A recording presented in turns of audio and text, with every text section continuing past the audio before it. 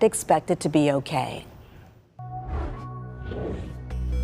Holding drug dealers accountable for overdose deaths in the Low Country as well as South Carolina as a whole. That is the focus of at least 4 bills currently before lawmakers in the state. Victims advocates want these measures passed. They tried before, but this particular type of bill did not get passed. As WJCL 22 News investigates found out, the enthusiasm for those bills are not as strong as some had hoped. Beverly Cleland makes this trip often to place flowers at her son's grave. How is it to come here? Hard. Still hard. Jesse died July 2023 from a fentanyl overdose. Knowing I can't see him every day. I will see him again.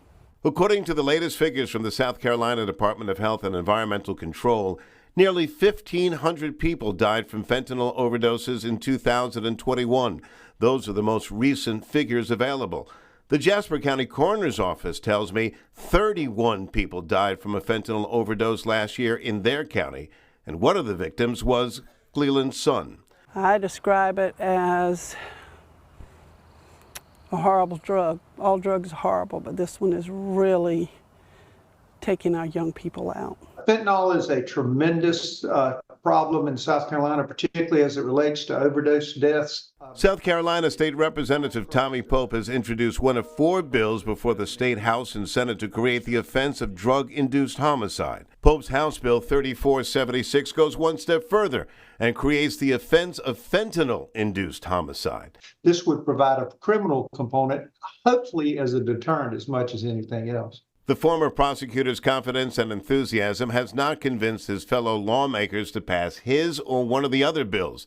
They're still in committee, and the legislative deadline is ticking. Why aren't your colleagues on board? Why aren't they saying, let's pass this, let's get this done? You know, with the limited amount of time legislatively, there are probably members that think there are other priorities. Pope tells me he believes that lawmakers think enough attention has been paid to fentanyl with new laws that increase jail time for fentanyl dealers. A new law may be too much unless they think it is worded just right.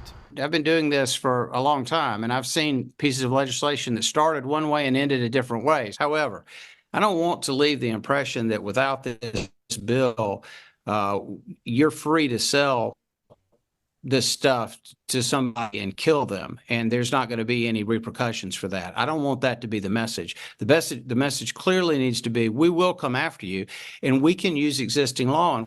You think these bills ought to pass? Yes, absolutely. I pray they will. For Beverly Cleland, she wants the law passed to send a message and prevent another mother from experiencing her pain. It's not going to bring our children back. It's not going to bring our family members back. But we'll get a little bit of justice. Beverly Cleland has started a support group for family members who lost a loved one to drugs in Jasper County. And for now, they're holding their meetings once a month at the Jasper County Coroner's Office. Do you have a story that you would like us to investigate? Email us at investigates@wjcl.com. And we have